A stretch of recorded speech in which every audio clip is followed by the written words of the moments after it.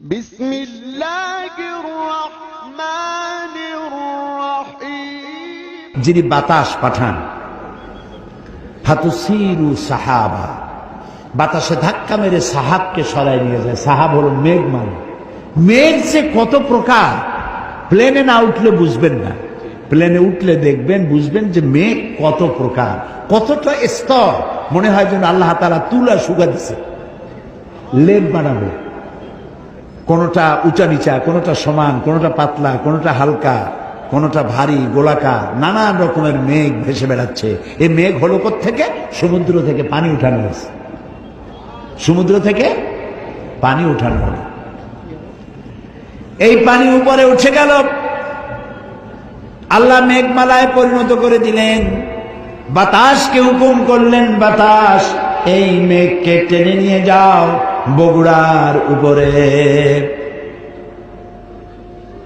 কোরআন শরীফে বগুড়ার নাম নেই, বেহুদা আনন্দ করার কোনো কারণ নেই। আমি ব্যাখ্যায় বললাম, আল্লাহ তাআলা বাতাসকে হুকুম করেন, নিয়ে যাও যেখানে পানি দরকার সেই জায়গায়, অমুক জায়গায় নিয়ে যাও। তো বাতাস আল্লাহ তো বলেন কোন, আর হয়ে যায়, কোন খায়া কোন হয়ে যায়। তো বাতাস এখানে চলে এলো, মেঘ আসলো। এখন বৃষ্টির জন্য আল্লাহ বলে দেন বৃষ্টি হয়। তো এই বৃষ্টি তো কলসির কান্দার মতো নাজিল হইতে পারতো না? কলসির কান্দা দিয়ে পানি পড়া বোঝেন? বোঝেন? তো এই কলসির কান্দার মতো যদি পড়তো আকাশ দিয়া পানি, তাহলে বাড়িঘর থাকতো একটাও? তাও সুবহানাল্লাহ কবেন না। আল্লাহ রাব্বুল আলামিন জমিনের প্রয়োজন মিটাচ্ছেন, আবার যেন মানুষের বাড়ি ঘরের গরু বাছুরের ক্ষতি না হয়, সেগুলি যেন বিপদে না পড়ে, কষ্টে না পড়ে, সেজন্য বিন্দু বিন্দু করে, ফোঁটা ফোঁটা করে বৃষ্টির পানি নাজিল করে দিয়ে পৃথিবীর কোথায় শুষ্ক একটা বালি, এক কোনা মাটি পড়ে আছে, তালাশ করে করে সমস্ত মাটিগুলি আল্লাহ রাব্বুল আলামিন সিক্ত করে দেন, ভিজায়া দেন। পানিতে যখন ভিজে গেল, ফাসুকনাহু ইলা বালাদিন মাইয়িতিন ফাআহইয়ানা বিহিল আরদা বাদা মাউতিহা। এটা ছিল মরা জমিন, আমি বৃষ্টির পানি দিয়া মরা জমিনটাকে আবার জিন্দা করে দিলাম।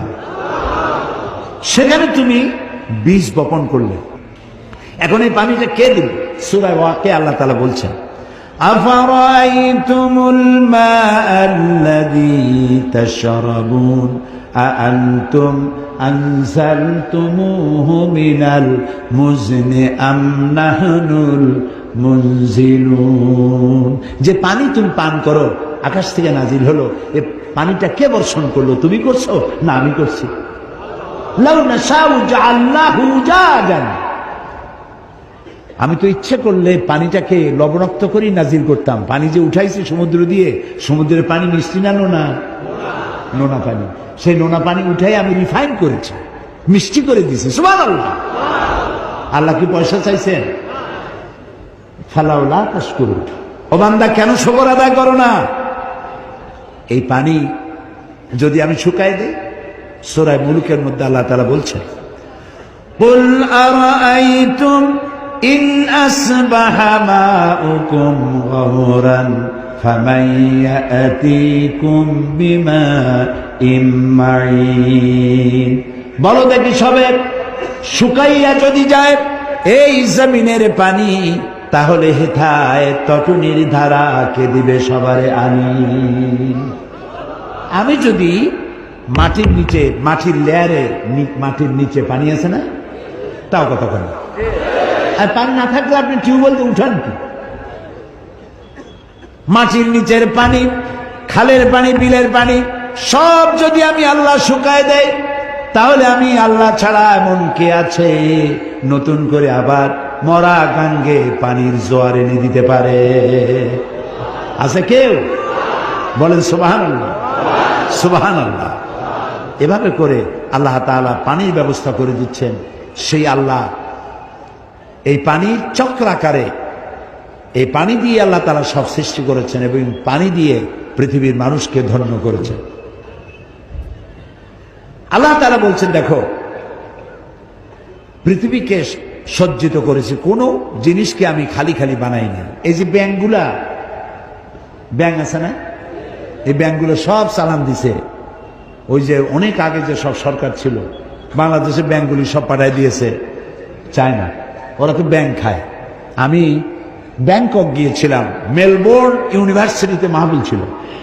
মেলবোর্ন অস্ট্রেলিয়া, যার রাজধানী সিডনি, মেলবোর্ন ইউনিভার্সিটিতে আমার মাহফিল। ব্যাংকক হয়ে যেতে হবে, ব্যাংকক হয়ে ফিরতে হবে থাইল্যান্ডের রাজধানী দিয়ে। তো সেখানে ফেরার পথে আমি 3 দিন সেখানে থাকলাম। দেখলাম ওখানে তো বুদ্ধ ধর্মের লোক বেশি, বৌদ্ধ ধর্মের লোক বেশি। অহিংসা পরম ধর্ম, জীব হত্যা মহাপাপ। যাদের ধর্মীয় নীতি, জীব হত্যা করে তারা জনমের মতো। রাস্তার ধারে আমাদের দেশে যেভাবে বাদাম ভাজে, ওইভাবে রাস্তার ধারে ঘিতে করে, এই কড়াইতে করে ঘি দিয়ে ভাজে। তেলা পোকা, উই পোকা, সার পোকা, উরসুঙ্গা, তারপরে আর কি কি আছে এরকম, আরশোলা, আর কি আছে এই গাছের সাথে সাথে পোকা, এইগুলি ভাজি করে। কড়া ভাজি, হ্যাঁ, হরিণ, বড় বড় হরিণ, এইগুলো রাস্তায় দাঁড়ায় দাঁড়িয়ে কিনে কিনে এগুলো জমের খাওয়া খায়। আর ব্যাঙের সব তৈরি করে, আস্তে আস্তে ব্যাঙ ব্রিজে করে নিয়ে আসে। বড় 5 স্টার 7 স্টার হোটেল, বড় বড় ব্যাঙ, সেগুলো নিয়ে আসে। ব্যাঙের সব এমন ভাবে বসায় রাখে মনে হয় লাভ দিয়ে মাথার উপর পড়বে। এখন এগুলি, এই ব্যাঙ এগুলি পোকামাকড় খাইত, আপনার ফসল রক্ষা হতো, সে ব্যাঙগুলোরই মারি ফেলেছে। পাখিতে পোকামাকড় খায়, পাখিগুলারে মারে। আমাদের দেশে অতিথি পাখি আছে সাইবেরিয়া থেকে। কোথেকে আছে? সাইবেরিয়া থেকে। সাইবেরিয়া কি আপনার ঠনঠনিয়ার মতো কাছে না, অনেক দূর। জি, আবার এখানে আবার একটা ঠেঙ্গা মারা বলে আছে, ওইখানে মানুষ যায় কেমন আল্লাহ জানে। আমাদের বরিশালে আছে গলাচিপা। একজনে জিজ্ঞেস করছে, মিয়া তোমার বাড়ি কই? বাড়ি কোথায়, তাকে দেখাই দেবো না মুখে বল? দেখাই দিলি তো ভালো হয়তো, গলা চাপে দিচ্ছে। গলা চাপে ধরেন কি বলতো, আমার বাড়ি হলো গলাচিপা।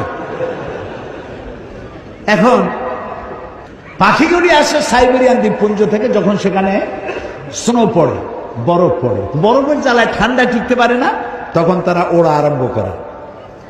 হাজার হাজার নয়, লক্ষ লক্ষ পাখি শূন্য, মহাশূন্য দিয়ে উঠতে উঠতে সমুদ্র পাড়ি দেয়, জঙ্গল পাড়ি দেয়, মরুভূমি পাড়ি দেয়, দিয়ে এই বাংলাদেশের সিলেটের সুনামগঞ্জের হাওড়ে এসে নামে। সুবহানাল্লাহ!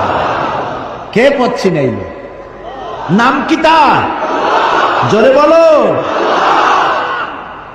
ওরা আমাদের মেহমান। আমাদের দেশের লোকেরা মাশাআল্লাহ মেহমান ধরিয়া জম্মের খাওয়া খায়। পাখি, পশু পাখি আল্লাহ তাআলা যেগুলোর হালাল করছে খাবেন, কিন্তু একটু বুঝে শুনে খান। ওরা মেহমান হিসাবে আসছে, সেগুলোরও খাইয়ে ফেলাবেন। এটা আপনার প্রাকৃতিক ভারসাম্য, জীববৈচিত্র্য, আপনার ভারসাম্যকে রক্ষা করে। সুবহানাল্লাহ। রাসূলুল্লাহ সাল্লাল্লাহু আলাইহি ওয়াসাল্লাম বলেছেন, যখন তিনি যুদ্ধে যেতেন তখন সাহাবায়ে কেরামদেরকে বলতেন, 3টা নির্দেশ দিতেন। গাছ কাটবা না। সুবহানাল্লাহ বলবেন। গাছ কাটবা না। আর সেখানে কি গাছ ছিল? খেজুর গাছ। গাছ কাটা মানেই হচ্ছে অর্থনৈতিক ক্ষতিগ্রস্ত করা। গাছ কাটবা না। বৃদ্ধ এবং শিশুদের গায়ে হাত দিবা না। নারী নির্যাতন করবে না। সুবহানাল্লাহ, সুবহানাল্লাহ। তো ন্যাচারাল প্রকৃতির ভারসাম্য রক্ষা করার জন্যই আল্লাহ এগুলি তৈরি করে রেখেছেন। কি সুন্দর! আল্লাহ বলেন, একটু তাকায় দেখো তো। আওয়ালাম ইয়ারাউ ইলা তাইরি ফাওকাহুম সাফাতিন ওয়া ইয়াকবিদনা মা ইউমসিকুহুন্না ইল্লার রহমান। দেখে নাকি তারা পাখিটি কেমন? মেলি দুটি লঘু ডানা, উড়িয়া বেড়ায় শূন্যের পরে, নাহি তার কোনো মানা।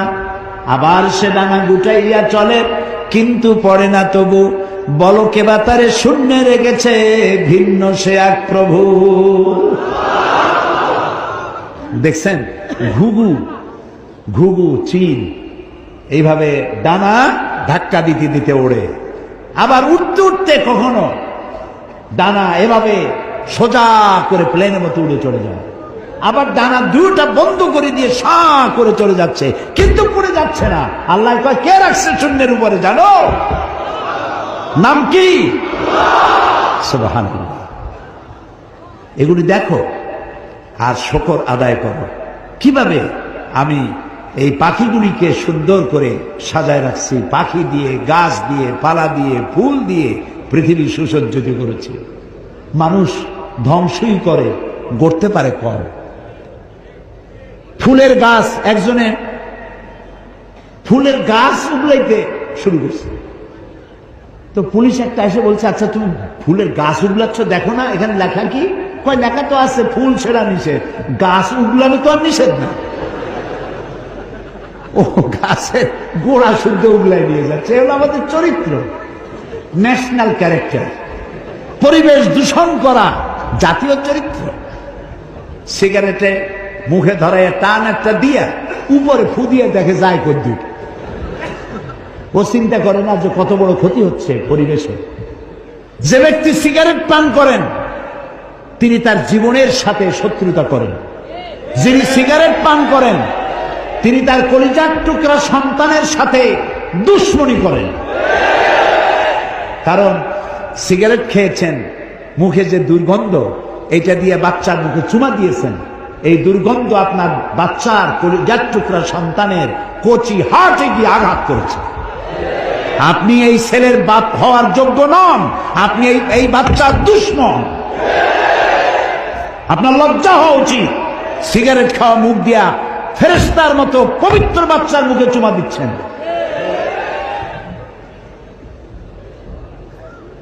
সিগারেটে ধূমপানের ভিতরে 4 পয়সা কোন উপকার আছে বলে পৃথিবীর কোন ডাক্তার বলতে পারবে না। হয়তো সেইগুলা বাসে বসে খায়, রাস্তায় খায়, হাটে আর খায়, মুরব্বীর সামনে খায়, হোটেলে খায়। আহারে, একটু শরম টরম হওয়া উচিত। এখানেই শেষ নয়, আপনি আপনার জীবনের সাথে, বাচ্চাটা বাদ দিলাম, আপনার জীবনের সাথে শত্রুতা করছেন। সিগারেটের মধ্যে, তামাকের মধ্যে নিকোটিন নামক এক প্রকারের বিষ আছে, পয়জন আছে। এই পয়জন ধোঁয়া হয়ে নাকের আপনার মুখে টান দিলে হার্টে চলে গেল। পৃথিবীতে প্রতি বছর 30 লক্ষ লোক সিগারেটের নিকোটিন নামক পয়জন দিয়ে ক্যান্সার আক্রান্ত হয়ে মারা যায় যারা, তাদের সংখ্যা 30 লাখের উপরে। আপনি আপনার আত্মহত্যার জন্য দায়ী সিগারেট পান যারা করেন। তো পরিবেশ দূষণ করা এটা কোনো মানুষের কাজ না, পরিবেশকে গড়া, সুন্দর করা মানুষের কাজ। এরপরে দেখেন আল্লাহ তাআলা বলছেন, দেখো পাখিগুলো দেখলে, এবার দেখো মৌমাছি। কি দেখবেন? সুবহানাল্লাহ। মৌমাছির নামে একটা সূরাই নাজিল হয়ে গেছে। সূরাটার নাম কি?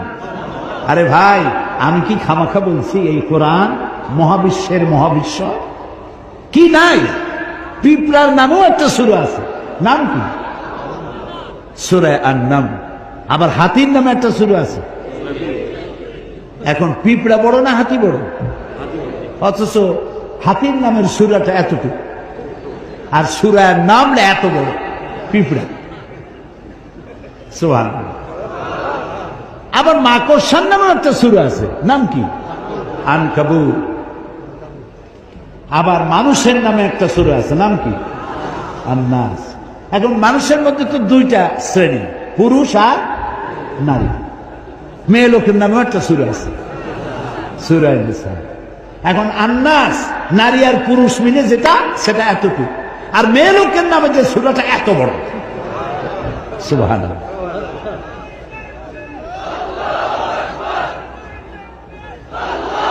এই কোরআনে কি নাই? কপাল পোড়া জাতি, সব পড়ে, কোরআন পড়ে না। এই যে এত বই মেলা হয়, এক গাচ্ছি বই নিয়ে আসে, মেয়ে লোক পুরুষ লোক সমানে ঘোরে, সারা দিন ঘোরে ঘোরে ঘোরে। কি কিনে নিয়ে আসলো? বিমল মিত্রের কড়ি দিয়া কিনলাম, এত বড়। শরৎ রচনা বলি, রবীন্দ্র রচনা বলি, বঙ্কিম রচনা বলি, নিহার রঞ্জন রচনা বলি, শ্রী শ্রী শৈলেন্দ্রনাথ রচনাগুলো। আচ্ছা, এসব রচনা পড়া কোনো নিষেধ না। আমি কিন্তু কোনো সাম্প্রদায়িক কথা বলছি না। আপনি পড়েন, আমিও পড়ছি। শরতের এমন কোনো লেখা নেই যে আমি পড়িনি, বঙ্কিমের এমন কোনো লেখা নেই যে আমি পড়িনি। আমি বঙ্কিমকে পড়েছি, শরৎকে পড়েছি, রবীন্দ্রনাথকে পড়েছি। রবীন্দ্রনাথের 2 বিঘা জমিন কবিতা পড়ে আমি কেঁদেছি। কাবুলিওয়ালা গল্প পড়ে আমি কেঁদেছি। এসব বই পড়া নিষেধ নয়, আপনি বই পড়েন, কিন্তু সব বই পড়ার আগে কোরআন বোঝা ফরজ। আপনি তো আসল কিতাবের কাছে যান নাই। আপনারা বগুড়াবাসীরা, আপনার বাড়ির ড্রয়িং রুমটা খুব সাজানো, সব আছে। কোরআন শরীফের একখান তাফসির আছে? কয়জনের বাড়িতে আছে? দুর্ভাগ্য এ জাতির। কোরআন পড়ুন, কোরআন পড়ুন। ওই যে একটা স্লোগান দেয় না, আল কোরআনের আলো, এইটা হলো ভালো স্লোগান। খালি একটা স্লোগান পাইছে, ইসলামের শত্রুরা হুঁশিয়ার সাবধান। কি এর শত্রু? আমার কোনো শত্রু নাই। আওয়ামী লীগ আমার, বিএনপি আমার, জামাত ইসলামী আমার, জাতীয় পার্টি আমার, হিন্দু আমার, বৌদ্ধ আমার, মুসলমান আমার, যারা মানুষ তারাই আমার।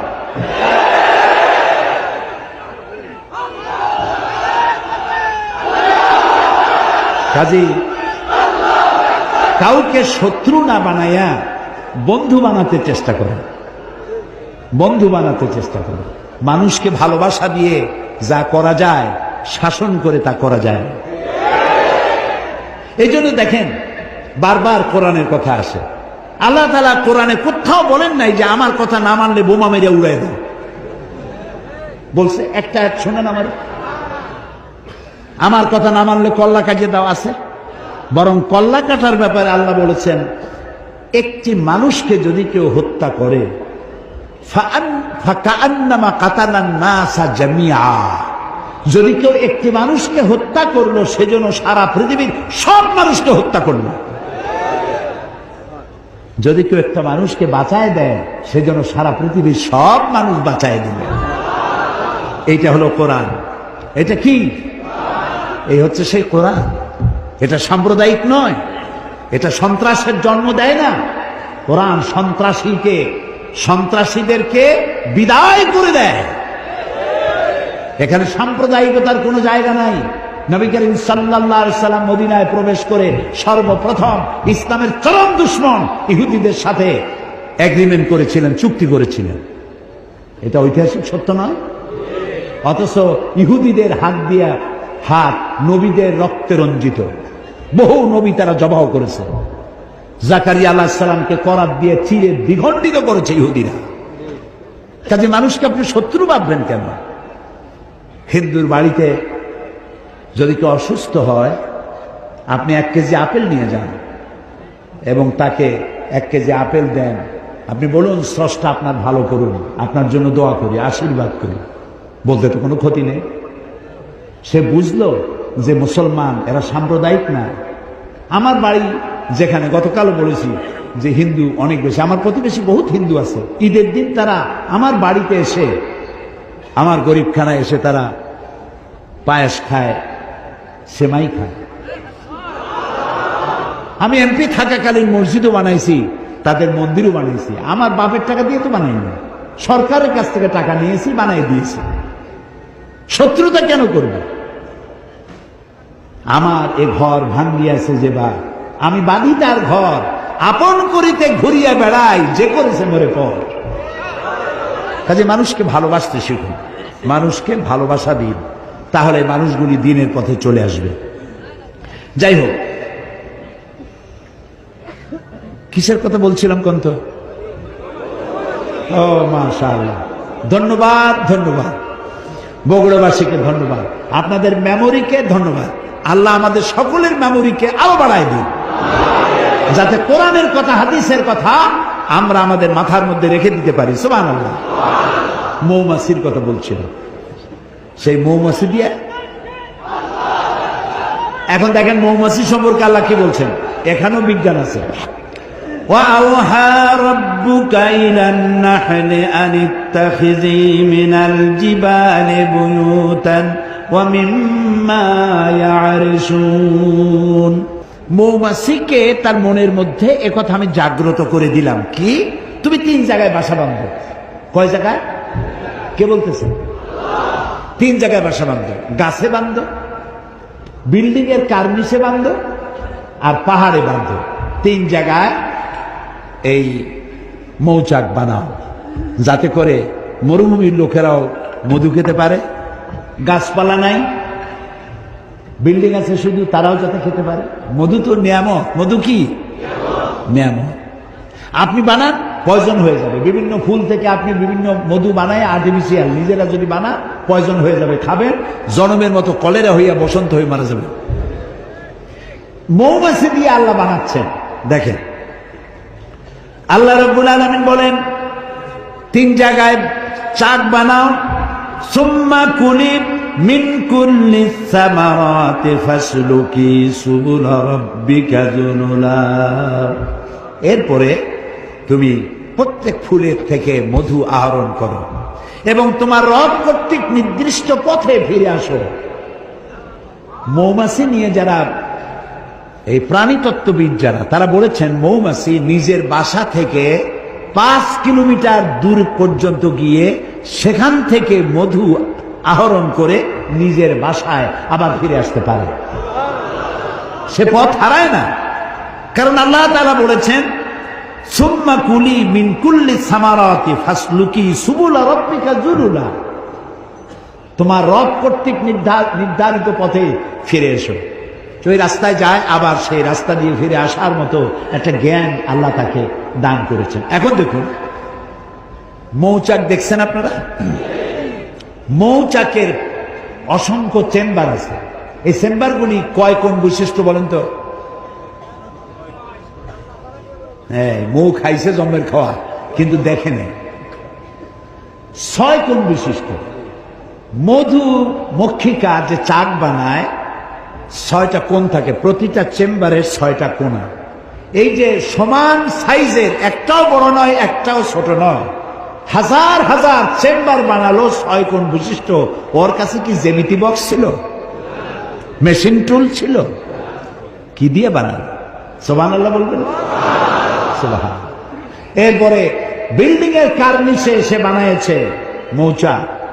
1/2 মণ, 1 মণ ওজন, পড়ে যাচ্ছে না। কোন সুপার গুলো দিয়ে সেটাকে লাগালো? সুবহানাল্লাহ, আল্লাহু আকবার। আল্লাহ তাআলা এই মধুমক্ষিকার মধ্যে আল্লাহ তাআলা এই শক্তি দান করেছেন, বুদ্ধি দান করেছেন, প্রজ্ঞা দান করেছেন। আর মধু হচ্ছে শেফা। আল্লাহ বলছেন শেফাউন লিন্নাস, এটা মানুষের জন্য, এটি হলো শেফা, রোগের প্রতিষেধক। প্রত্যেকদিন যাদের ডায়াবেটিস নাই, তারা প্রত্যেকদিন ফজরের নামাজের পর হাত ধুয়ে হাতের তালুতে 1 টিস্পুন ফুল, 1 চামচ পরিমাণ মধু চেটে খাবেন, 1 গ্লাস পানি খাবেন। আল্লাহ রোগ ব্যাধি থেকে হেফাজত করবেন। এটা হলো মধুর ব্যাপার। একটা হলো আল্লাহর ওষুধ, আর একটা হচ্ছে রাসূলুল্লাহর ওষুধ। সুবহানাল্লাহ। সেটা হলো হাব্বাতুস সাওদা, ব্ল্যাক শিপ, কালো জিরা। এটা কি? কালো জিরা। কালো জিরা বলেন আপনারা? এই কালো জিরা। কালো জিরা সম্পর্কে রাসূলুল্লাহ বলেছেন দাওয়াউন লিকুল্লি দা ইল্লা সাম। এই কালো জিরাগুলি সমস্ত রোগের ওষুধ, মৃত্যু ছাড়া। সুবহানাল্লাহ বলবেন না? আমাদের কপাল খারাপ, কোরআনও পড়ি না, হাদিসও স্টাডি করি না। হুজুরদের কাছে যাই আর তাবিজ নিয়ে আসে, আর ওই যে কালো সুতা, এগুলো পড়ে নিয়ে আসে। হুজুররা কি পড়ে আল্লাহ জানে, কালো সুতা গিরে দেয়, গিরে দেয়, গিরে দেয়। কতগুলো গিরে দিয়ে দিল, কতগুলো তাবিজ দিল, বাচ্চার গলায় ঝুলাই দিল। বাচ্চা যদি কথা বলতে পারতো, বলতো মা আমি কি অপরাধ করছি, এতগুলো ঝুলাইছো কেন? এই সুতা মুতা ঝুলানো, তাবিজ লাগানো শরীয়তের কোনো বিধান নাই। রাসূলুল্লাহ তাবিজ লেখার জন্য কোনো পারমিশন দেন নাই। একজন সাহাবীও তাবিজ লেখেন নাই। রাসূলুল্লাহ ঝাড়ফুঁক করেছেন, সাহাবায়ে কেরাম ঝাড়ফুঁক করেছেন, আপনিও করুন। রোগাক্রান্ত কোন রোগীকে দেখতে গেলে রাসূলুল্লাহ বলেছেন 70,000 ফেরেশতা তার জন্য দোয়া করে। এই সব কাম তো করবো না, আকাম করে বেড়াবো খালি। রুগী দেখতে যান, রুগীর মাথায় হাত বুলান, সূরা ফাতিহা পড়ে ফু দিয়ে আসেন, সুবহানাল্লাহ বলে। সুতরাং আল্লাহ তাআলা এই মধুকে ওষুধ বানাচ্ছেন, আবার এই মধু পান করলে নানাবিধ রোগ আল্লাহ মাফ করে দেন। এখন দেখুন আল্লাহ তাআলা বলছেন, এই যে উট, এখন তো উট বাংলাদেশে কোরবানির জন্য আসে, এই উটগুলি সম্পর্কে আল্লাহ বলেছেন, আফালা ইয়ানজুরুনা ইলাল ইবিলি কাইফা খুলিকাত, উট বানাইছি কেমনে তা কি দেখছো? কে বলতেছে? উট বানাইছি কেমনে তা কি দেখছো? এত জিনিস থুইয়া আল্লাহ তাআলা উটের কথা বললেন কেন? এটার ব্যাপারে অনেক তাফসীর আসছে। কেউ বলছে উটের দুইটা হাঁটু, কেউ বলেছে উট মরুভূমির জাহাজ, নানান কথা নানান জনে বলেছে। কিন্তু সর্বশেষ যেটা আবিষ্কার হয়েছে সেটা হলো উট হচ্ছে পৃথিবীর সমস্ত প্রাণী থেকে আলাদা এক্সেপশন, কিছু কোয়ালিটি আল্লাহ তাকে দান করেছেন, কিছু আলাদা জিনিস দিয়েছেন। সেটা কি? সেটা হলো এই সমস্ত মানুষ পানি যতটা লোড করে খায় ততটা আনলোড করে, পেশাব করে বের করে দেয়। উট একমাত্র প্রাণী যতটা পানি খায় তার সবটা পেশাব করে ফেলে দেয় না, কিছু পানি জমা করে রাখার মতো তার বডির মধ্যে একটা চেম্বার আছে যেখানে পানিটা জমা থাকে। পৃথিবীর সমস্ত প্রাণী বাতাস থেকে অক্সিজেন নেয়, আর এই অক্সিজেন যতটা নেয় ততটাই ছেড়ে দেয়। উটই একমাত্র প্রাণী যতটা অক্সিজেন গ্রহণ করে সব ছেড়ে দেয় না। তার লাংসের পাশে, তার লাং যেটা, ওর পাশে একটা চেম্বার আছে, সেই চেম্বারে খানিকটা অক্সিজেন জমা করে রাখে। কেন? এই জন্য যে মরুভূমিতে বালুর ঝড় হয়, সাইমুন, ঝোড়ো হাওয়া, এই বালুর ঝড় যখন হয় তখন মানুষেরা টের পেয়ে যার যার বাড়ি চলে যায়। উট তো থাকে মরুভূমিতে, ওর তো বাড়ি নাই, ঘর নাই। আর এক চোটে এই মরুভূমিতে বালুর ঝড় হয় 2 দিন 3 দিন 5 দিন 7 দিন, তখন এই উট যাবে কোথায়? ও তো চোখ কানা হয়ে যাবে, ও তো মরে যাবে। এই জন্য আল্লাহ রাব্বুল আলামিন উটের বডির মধ্যে অক্সিজেন রাখার আর পর্যাপ্ত পানি রাখার ব্যবস্থা করেছেন। যখনই উট টের পায় মরুভূমিতে ঝড় হবে, সঙ্গে সঙ্গে তার সামনে 2 পা দিয়া বালুগুলি সরাইয়া, তার গর্দান অনেক লম্বা, মাথা আর গর্দানের অর্ধেক বালুর মধ্যে ঢুকায় দিয়ে দেয়। অন্তত 7 দিনের মধ্যে পানি আর অক্সিজেনের জন্য মারা যাবে না। আফালা ইয়ানজুরুনা ইলাল ইবিলি কাইফা খুলিকাত, আরে মানুষ কেমনে বানাইলাম, উট কিভাবে বানালাম তাকে লক্ষ্য করবা না? সুবহানাল্লাহ, সুবহানাল্লাহ।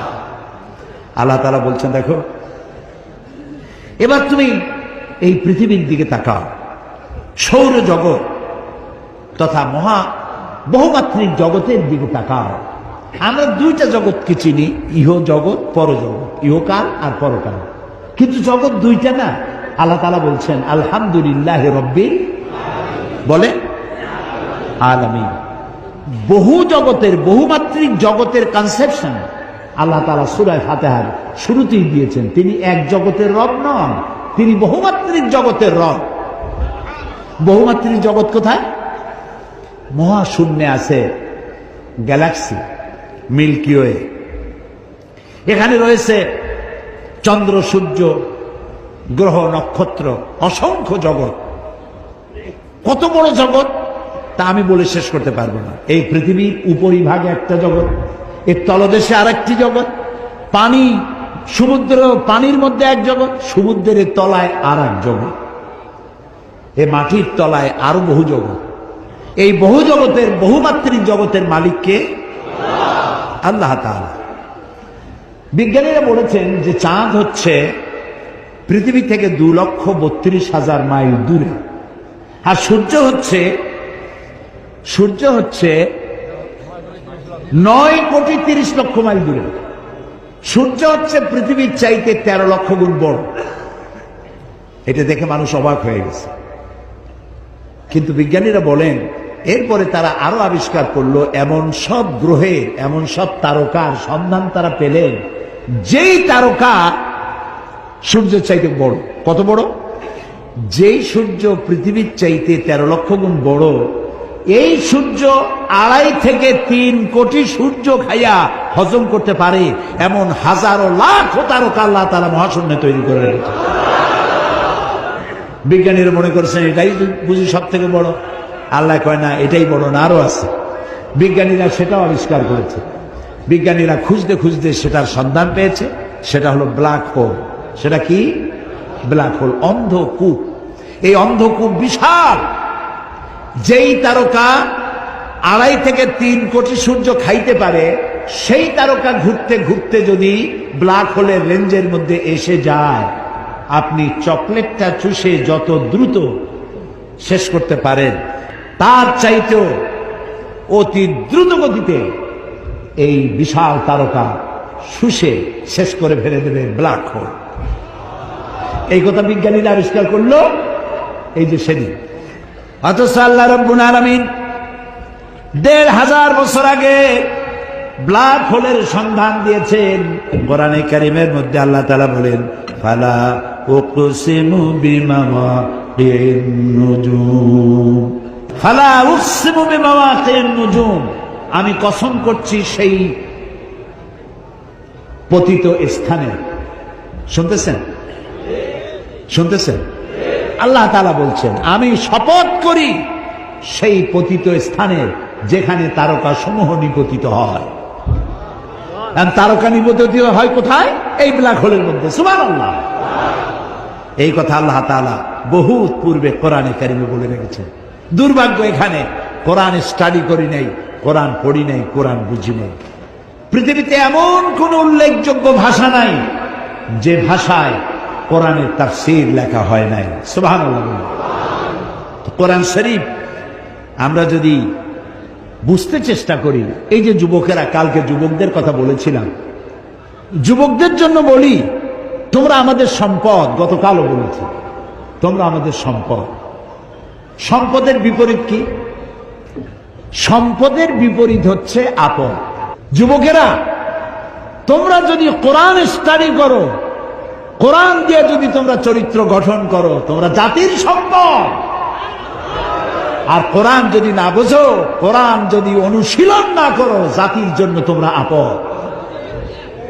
আর আপদের উপরে বিপদ, বিপদের উপরে মুসিবত। তোমরা আমাদের সম্পদ। এই সম্পদ আমি বলছি না, আমার রাসূল বলেছেন। সুবহানাল্লাহ বলেন। আরে ভাই কও না সুবহানাল্লাহ। আল্লাহর নবী বলেছেন, উসিকুম বিশ-শাবাবি খায়রা ফাইন্নাহুম মারাক্তু আফইদা লাকাদ বাসানি আল্লাহু বিল হানিফিয়্যাতি সামহা ফাহালাফানি আশ-শাবাব ওয়া খালাফানি আশ-শুয়ুখ। ক্বালা নবী সাল্লাল্লাহু আলাইহি ওয়াসাল্লাম, রাসূল বলেছেন, উসিকুম বিশ-শাবাবি খায়রা, আমি তোমাদেরকে ওসিয়ত করছি তোমরা যেন যুবকদের প্রতি সহৃদয় হও। আমাদেরকে বলতেছে, আমরা যারা বড়, আমাদেরকে রাসূল নির্দেশ করেছেন যুবকদের প্রতি সহৃদয় হতে। রাসূল বলেছেন যে আল্লাহ তাআলা আমাকে উদারতা সহকারে পৃথিবীতে প্রেরণ করেছেন দ্বীন প্রতিষ্ঠার জন্য। আর এই দ্বীন প্রতিষ্ঠার কাজে আমাকে যারা সাহায্য করেছে তারা সব যুবক।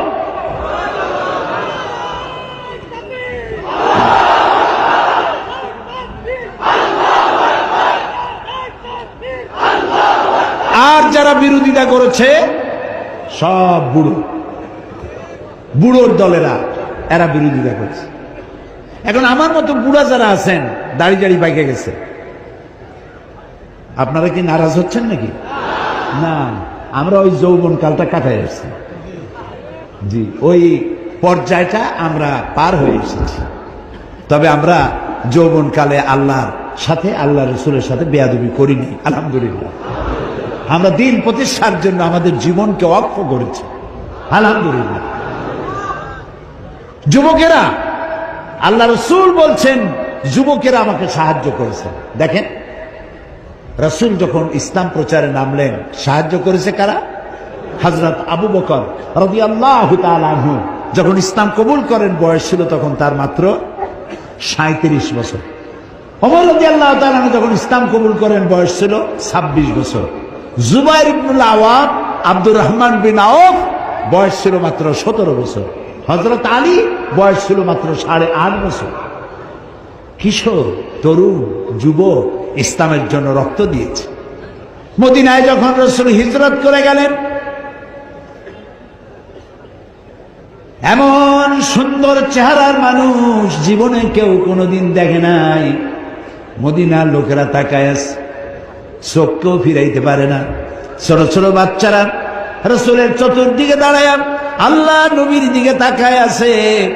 নবীজি বাচ্চাদের মাথায় হাত বুলায় বললেন, ও মদিনার বাচ্চারা, আমি তো আমার পিতৃভূমি মাতৃভূমি মক্কা পরিত্যাগ করে এই মদিনায় এসেছি, তোমরা কি আমাকে ভালোবাসবে? বাচ্চারা বলল, নবীর কথা তারা কি বা বুঝলো? মদিনার কচিকাঁচা বাচ্চারা বললেন, ইয়া রাসূলুল্লাহ, শুধু কি ভালোবাসবো, যখন প্রয়োজন হবে আমাদের কচি কলিজা আপনার কদম মোবারকে উৎসর্গ করে দেব।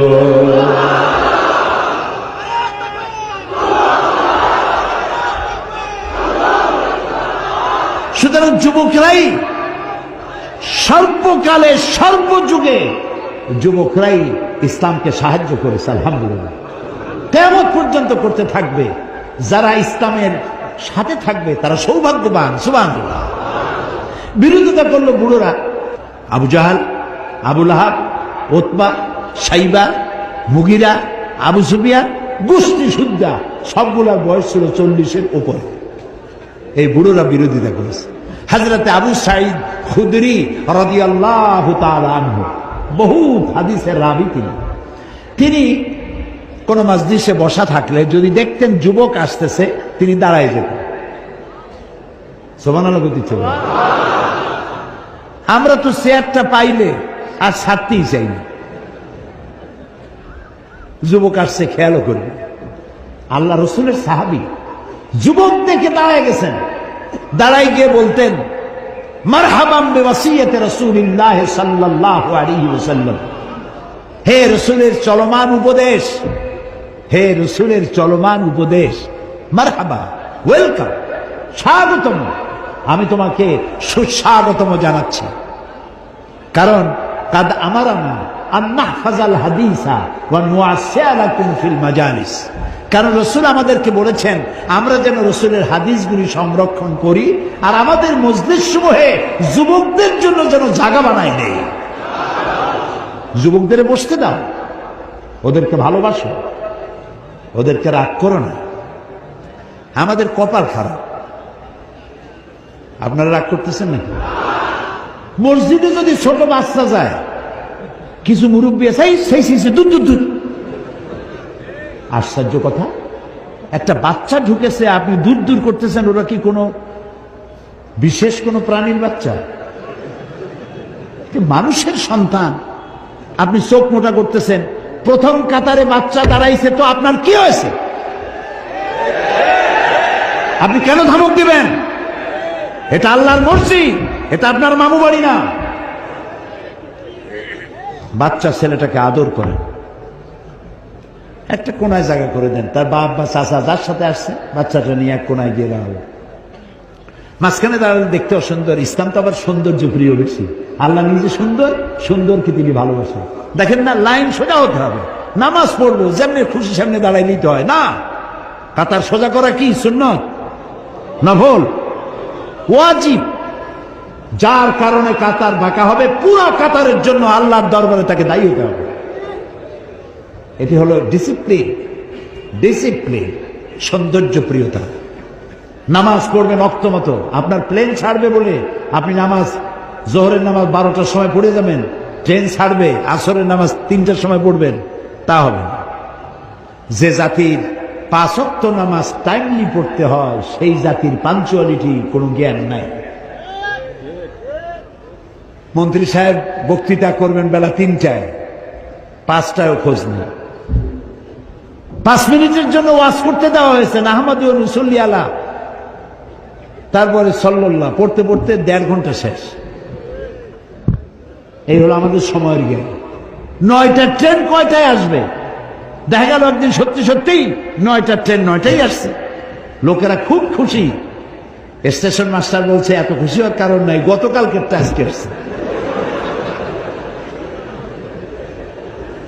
তো সময়ের জ্ঞানও নাই, বাচ্চাদের প্রতি স্নেহ নাই। বরং আমি বলতে চাই, পকেটে 2-4টা চকলেট রাখেন মুরব্বীরা।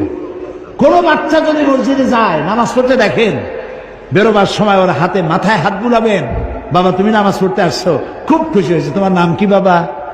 নামটা শুনলেন, হাতে একটা চকলেট ধরাই দিলেন। বাচ্চা মনে করলো মসজিদে গেলেই তো চকলেট পাওয়া যায়। আর যে ধমক দিছেন, ও বাড়ি যায় মার কাছে বলবে, মা আমি জিন্দিগিতে মসজিদে আর যাব না। ওর কলিজা ছোট তো, আপনি বাচ্চা ছেলেকে কতটা ধমক দিবেন, কতটা চোখ মোটা করবেন, তার একটা মেজারমেন্ট থাকতে হবে। ছোট্ট বাচ্চা ধমক দিবেন 1.5 মণ ওজনের, তো হার্ট ফেল করবে।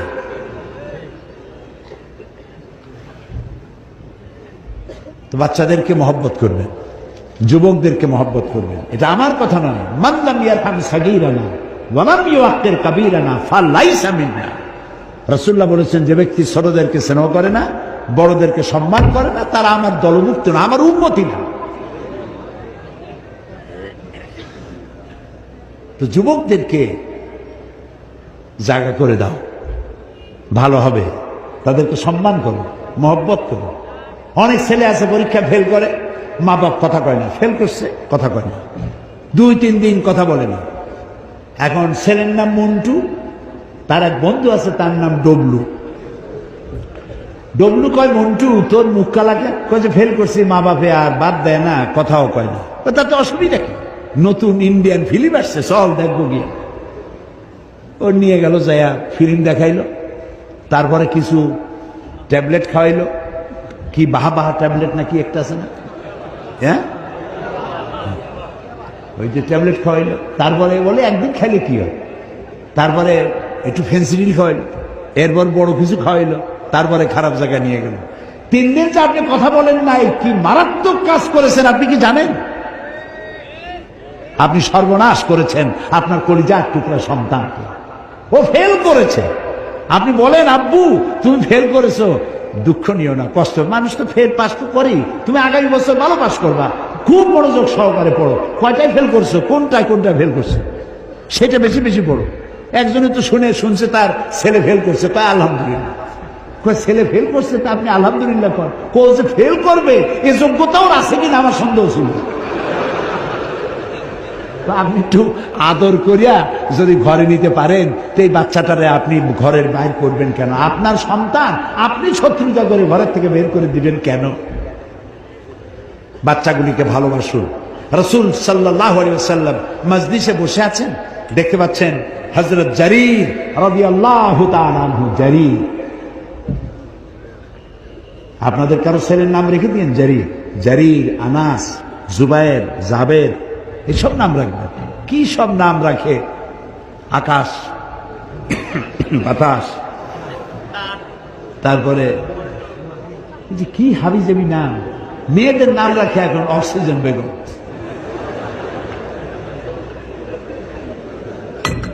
আল্লাহ হেদায়েত করুক, বলেন আমিন। এরকম নাম আপনি রাখবেন কেন? ইসলামী নাম রাখবেন। কি নাম রাখবেন? ইসলাম। রাসূলের সাহাবীদের নাম রাখেন। আনাস, রাসূলুল্লাহ কি ভালোবাসতেন তাকে, সুবহানাল্লাহ। এইসব নাম রাখেন। তো জারীর রাদিয়াল্লাহু তাআলা আনহু, তিনি যদি কোন মজলিসে আসতেন, সাহাবীরা বলতেন আমাদের মধ্যে এক খালি চাঁদ উদিত হয়েছে, এত সুন্দর ছিলেন তিনি দেখতে। মজলিসে জায়গা পান নাই, দাঁড়ায় আছেন, রাসূলের দৃষ্টি এড়ায় নাই। রাসূলুল্লাহ নিজের চাদরটা খুলে ফিকে মারলেন, ইজলিস ইয়া জারীর, ও জারীর তুমি আমার চাদরের উপরে বসো। আল্লাহু আকবার। বিশ্ব নবী,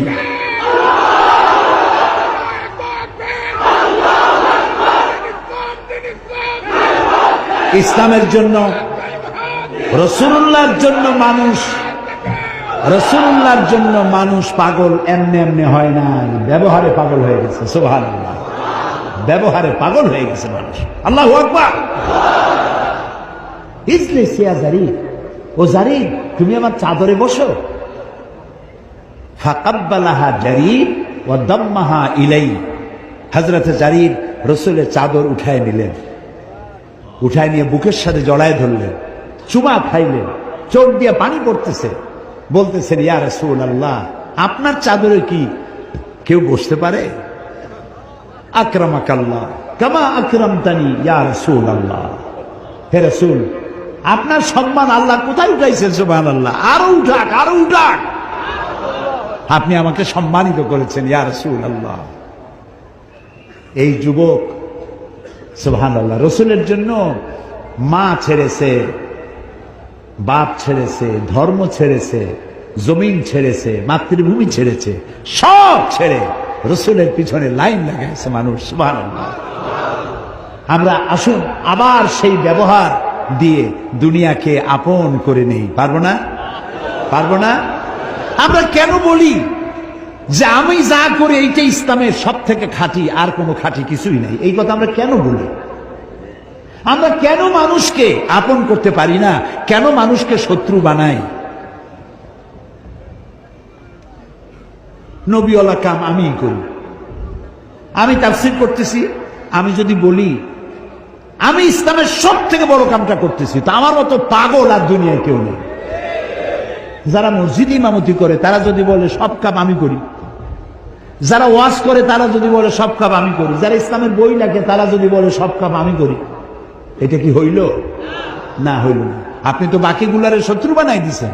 আপনি স্বীকৃতি দেন, যারা ওয়াজ নসিহত করেন লাখো জনতার কাছে কোরআনের কথা পৌঁছায় দেন। সুবহানাল্লাহ। যারা তাবলীগি জামাত করেন, তাবলীগি জামাতের ভাইয়েরা নিজের পকেটের খাইয়া বাড়ি বাড়ি গিয়ে কলেমা শিখান, নামাজ শিখান, ভালো কাজ করতেছে। সুবহানাল্লাহ। যারা মসজিদ ইমামতি করেন তারা খুব কম পয়সায়, মিনিমাম পয়সায় প্রতি শুক্রবার বক্তব্য রাখেন, সামাজিক সমাজ উন্নয়নমূলক কাজ এ অংশগ্রহণ করেন। যারা ইসলামের নামে বই লেখেন তারা জাতিকে সচেতন করেন। যারা ইসলামের রাজনীতি করেন তারা রাজনীতি যাতে জাহান্নামের দিকে না যায় সেই জন্য জীবন দিয়ে পাহারা দেয়, জাতিকে পাহারা দেয়। তো যারা জমিন চাষ করে, লক্ষ্য করেন, জমিন চাষ করে, তো জমিন চাষ করতে গিয়ে কেউ তো চাষ করে, কেউ জমিন নিড়ায়। বগুড়ায় কি করে? নিড়ায় না? নিড়ায়।